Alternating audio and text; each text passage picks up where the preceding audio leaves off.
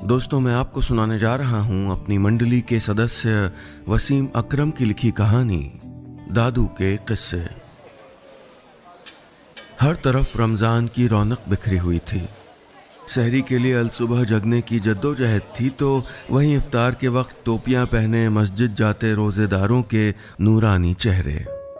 इबादतों से शहर की मस्जिदें आबाद थीं और घर, गलियां और मोहल्ले का माहौल बेहद खुशनुमा हो गया था। कुरान की तिलावतों और दुआओं से सबके दिल रोशन हो रहे थे।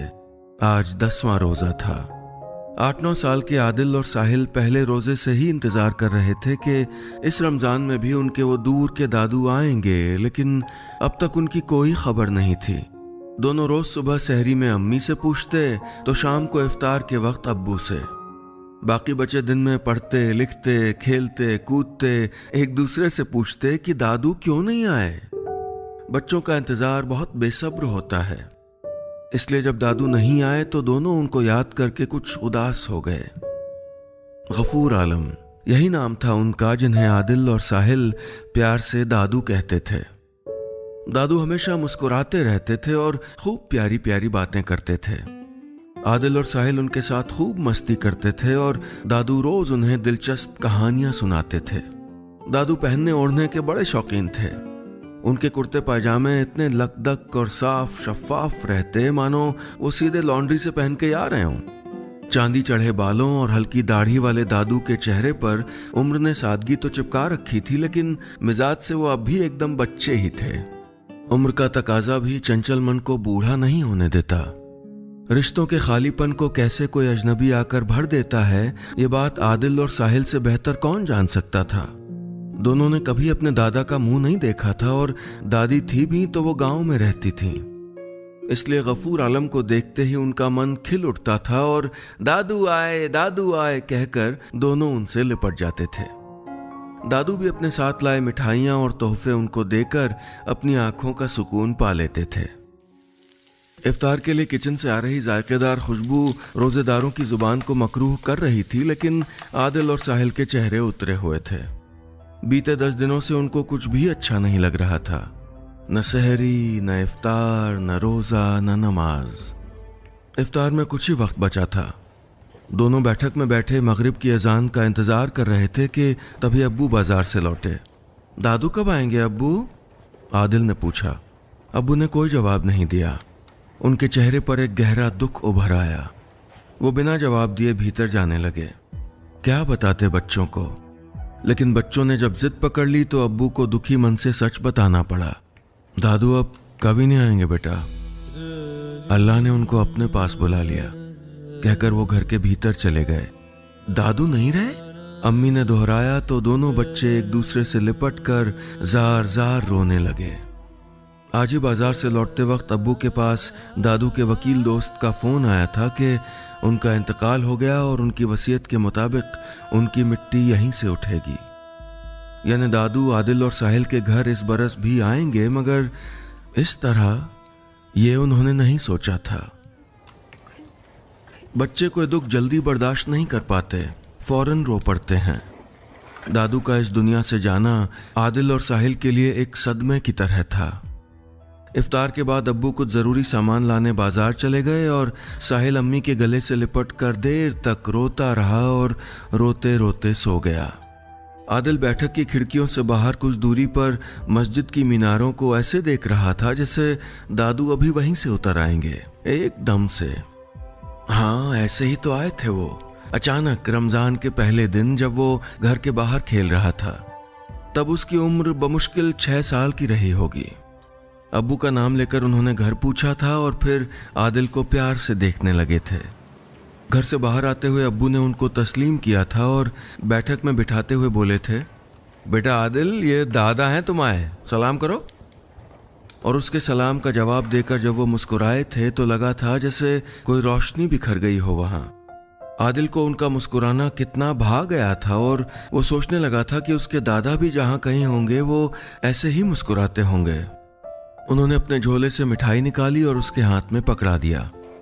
वो उसे लेकर भीतर अम्मी के पास भाग गया। मेहमानों के आने से बच्चे इसलिए खुश होते हैं कि उनको मिठाइयाँ और तोहफे मिलेंगे। रिश्ते में वो उनके अब्बू के दूर के चचा लगते थे। 2 कमरे के छोटे से घर में बाहर की तरफ बैठक वाला कमरा था जिसमें दादू रहने लगे थे।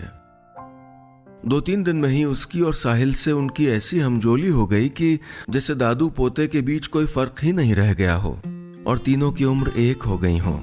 बुजुर्गी लौटकर बचपन के पास ही तो आती है।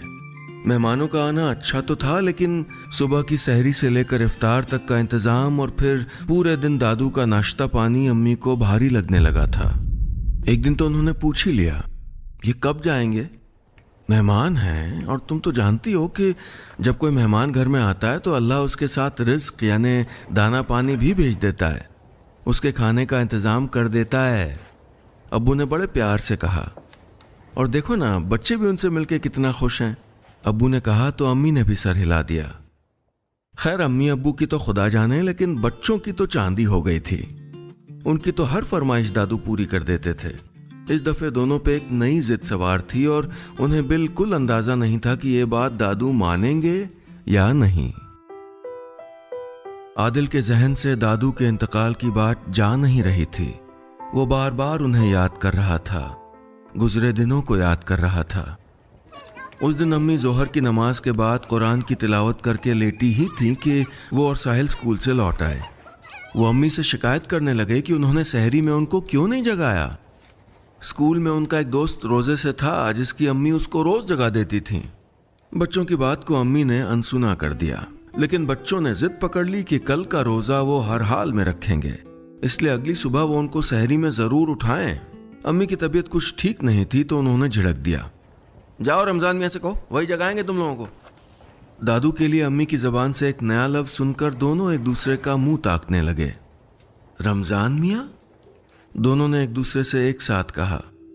गुस्से में अक्सर हम किसी को कोई और ही नाम दे देते हैं ना, बिल्कुल अलग सा। अम्मी को खुद नहीं पता था कि वही नाम उनकी जबान पे क्यों आया। वो कुछ और भी तो कह सकती थी। आदिल और साहिल को लगा कि दादू का नाम रमजान मियाँ होगा। वो भाग कर बैठक में गए और दादू से कहने लगे कि आज वो उनको सहरी खाने के लिए जगाएंगे। दादू ने सोचा कि बच्चों के बालिग होने के पहले उन पे रोजा फर्ज नहीं है, इसलिए जगाना मुनासिब नहीं होगा। और अगर वो रोजा रख भी लेते हैं तो दिन चढ़ते उनको भूख प्यास लग जाएगी और वो तड़प उठेंगे। लेकिन अगर वो मना करेंगे तो बच्चे नाराज हो जाएंगे। इसलिए उन्होंने एक तरकीब सुझा दी, एक गाल से रोजा रखने की तरकीब। तुम लोग एक गाल से रोजा रखना, आदिल तुम दाएं गाल से रखना और साहिल तुम बाएं गाल से, दादू ने कहा और बच्चों की तरफ देखकर मुस्कुराने लगे। दादू ऐसे कैसे रोजा रखते हैं? आदिल ने पूछा। उसका सवाल लाजमी भी था। आसान है, जिस गाल से रोजा रखना उधर से कोई चीज मत खाना, और हाँ, पानी भी ना गर्दन टेढ़ी करके पीना, नहीं तो पानी दूसरी तरफ चला जाएगा और रोजा टूट जाएगा, दादू ने कहा। दोनों कितना खुश हो गए थे और ये तय कर लिया था कि अगले दिन अगले रोजे के लिए वो अपने गाल बदल लेंगे, यानी एक दिन दाएं गाल से रखेंगे तो दूसरे दिन बाएं गाल से। रोज दादू उनको जगा देते। वो जिस गाल से सहरी करते उसी गाल से इफ्तार भी। कमाल की तरकीब थी, एक साथ रोजा भी और जायका भी। बच्चों को मजा आने लगा और अम्मी को भी ये तरकीब अच्छी लगने लगी थी और वो अब्बू से कहती थी कि भला और रमजान मियाँ का जो बच्चों की जिद कुछ कम हो गई। लंच टाइम में दोनों एक दूसरे को पकड़ने की फिराक में रहते कि कहीं कोई उस गाल से तो नहीं खा रहा जिससे वो रोजा था। फिर अम्मी से जाकर बताते कि उसका रोजा टूट गया और उसको कोई सवाब नहीं मिलेगा। ये सुन के अम्मी हंस देती। बच्चों की इबादतें भी उनके जैसी ही होती हैं, मासूम, बेलौस। दादू हर साल रमजान में बच्चों से मिलने आते थे। अपनी प्यारी प्यारी और दिलचस्प बातों से बच्चों के दिलों को रोशन करते और उनकी उम्र में कुछ इजाफा करके कुछ दिन बाद ईद से पहले वापस अपने घर लौट जाते, क्योंकि ईद पे तो उनका बेटा सऊदी से घर आया करता था। अब्बू हर बार दादू के लिए ईद के कपड़े बनवाते थे और उनको बड़ी मोहब्बत से विदा करते थे। आदिल बैठक की हर उस चीज को देखने लगा जिनसे दादू की यादें वाबस्ता थीं। दीवार पे टंगा उनका झोला, अलमारी में रखा उनका हुक्का, हैंगर पे सफ़ेद गमछा जिसे दादू अपने कांधे पे हमेशा रखे रहते थे, और कोने में खड़ी उनकी छड़ी जिससे रात गए गली में भौंकते हुए कुत्तों को भगाया करते थे।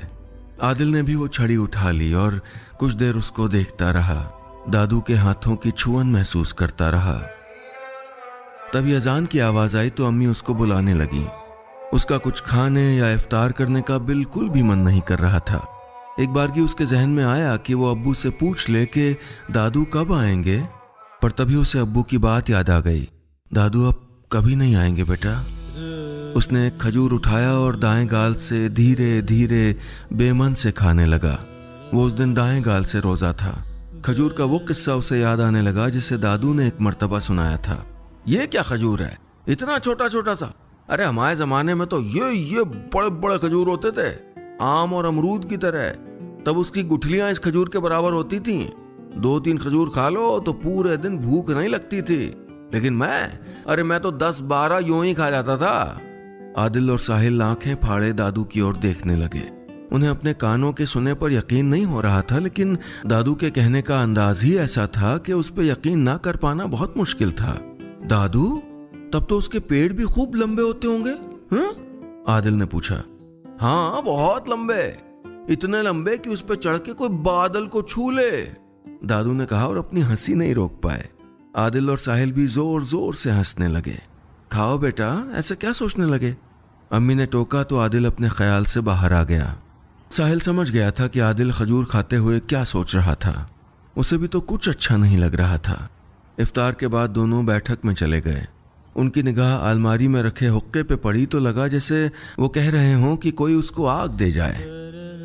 दादू जब आग मांगते थे तो उनकी अम्मी कहने लगती कि आराम हराम है इस घर में, जब देखो कोई ना कोई काम, और ये हुक्का पूरा घर धुएं से काला हो रहा है। वो खींचती रहती पर बिना देर किए उठ जाती और दादू को कभी ना नहीं कहती, और दादू उनके सर पर दुआओं भरा हाथ रखना नहीं भूलते। हुक्का पीने के बाद दादू उनको लेकर मोहल्ले के दूसरे छोर पर पार्क के पास घुमाने ले जाते, जहां वो उनको जूस पिलाते, खिलौने खिलाते और इशा की अजान होने के पहले ही घर लेके चले आते। आदिल और साहिल को लगता कि ये घूमना कभी खत्म ना होता तो कितना अच्छा होता, कितना अच्छा होता कि रमजान 12 महीने चलते। कभी कभी कोई खुशी भी ना किसी और के दुख के बहाने मिलती है। जैसे पिछले साल जब दादू का इकलौता बेटा सऊदी से नहीं आ पाया था तो उन्हें अपने घर जाने का दिल नहीं किया। उन्होंने सोचा कि ईद पे अकेले घर रहने से तो इन बच्चों की खुशियों में शामिल होना बेहतर है। हर बार तो बच्चे रोकते थे उन्हें कि वो ईद करके जाएं, लेकिन अगले साल फिर आने का वादा करके वो चले जाते थे। उस दफा जब आदिल और साहिल को मालूम हुआ कि दादू यहीं रहेंगे और उनके साथ ईद करेंगे तो मानो उनकी खुशी का ठिकाना ही नहीं रहा। फौरन दादू के पास जाकर उनके हाथ पकड़कर दोनों झूल गए थे और उनके दोनों गालों पे उन्होंने नन्हे नन्हे बोसे रख दिए थे। दादू मुस्कुरा उठे और बच्चों के प्यार के सामने उन्होंने अपनी उदासी कहीं छुपा ली थी। रात को जब वो उनको कहानियां सुनाते तो कभी कभी एकदम खामोश हो जाते, अटक से जाते, जैसे कुछ कहते कहते कोई दुख याद आ जाता है और कुछ कहते नहीं बनता। आदिल और साहिल को लगता कि दादू कहानी भूल गए हैं। दोनों उनके पाँवों को दबाने की एक्टिंग करते या गुदगुदाते तो दादू की मुस्कुराहट लौट आती और अपने बेटे के न आने का दुख भूलकर फिर उनको कहानी सुनाने लगते। बच्चों की शरारतों के बीच वो कितनी देर उदास रहते भला, और उन बच्चों की खुशी भी तो उनकी अपनी ही खुशी थी, और उन्होंने खुद ही तो तय किया था कि वो उस बार उनकी खुशी में शामिल रहेंगे। अम्मी को भी रमजान मियाँ का वहाँ रहना अब अच्छा लगने लगा था। वो खूब उनकी खिदमत करने लगी थीं और हर वक्त उनके खाने पीने का ख्याल रखने लगी थीं जैसे वो उसी परिवार का हिस्सा हों। उस साल ईद आने में अभी 10 दिन बाकी थे, लेकिन आदिल और साहिल अभी से तैयारियां करने लगे क्योंकि इस दफा उनकी खुशी दोगुनी होने वाली थी। अगले दिन शाम को कपड़ों की नाप देने के लिए अब्बू और दादू के साथ वो मदीना मस्जिद के पास वाले बाजार चले गए। वहाँ किस्म किस्म की सेवैयाँ, लच्छे, अरबी, ईरानी खजूर, फल, मेवे, बाकर खानी, तबारक रोटी, शाही टुकड़े, बिरयानी, शरबत और तरह तरह के जायकेदार मसालों से दुकानें सजी हुई थीं। सेवई तो तुम्हारी दादी बनाती थी कि जिसके मुंह लग जाए उसे कोई और सेवई अच्छी ही नहीं लगती थी। दादू ने एक दुकान पर सेवई को हाथ में लेकर गौर से देखते हुए कहा। दादी कहाँ हैं? साहिल ने पूछा। मुझसे रूठ के वो अल्लाह के पास चली गईं, दादू ने बताया। दादी सेवई क्यों बनाती थी? आदिल ने पूछा। उस जमाने में मशीन से बनी सेवैयां नहीं मिलती थी बेटा। अब तो शहर है, बाजार है, पैसा है, जो चाहो खरीद लो। अब कहाँ कोई कुछ बनाता है, दादू ने कहा और खजूर की दुकान की तरफ बढ़ गए। अब तो कोई मेहनत ही नहीं करना चाहता। दादू बोले और खजूर की कीमत पूछने लगे। हमारे ज़माने में रोज़े रखने में बड़ी मशक्क़तें होती थी, क्योंकि आज की तरह इतनी सुविधाएं नहीं थीं। लेकिन तब भी लोग रोज़ा नहीं छोड़ते थे और दिन भर काम भी करते थे, और तब ईद की खुशी भी बहुत बड़ी लगती थी। लेकिन अब वो शिद्दत कहाँ है, अब तो सब मशीनी हो गया है। दिन भर रोज़ा रहो और एसी कूलर की हवा में बैठे रहो। दादू कहते कहते जैसे कहीं खो गए। उस रात बहुत देर तक लेटे लेटे आदिल ये सब याद कर रहा था। कितने प्यारे थे दादू, ये सोचकर घर में किसी को भी नींद नहीं आ रही थी। किसी अपने के मिट्टी से मिलने का इंतजार बहुत भारी लगता है।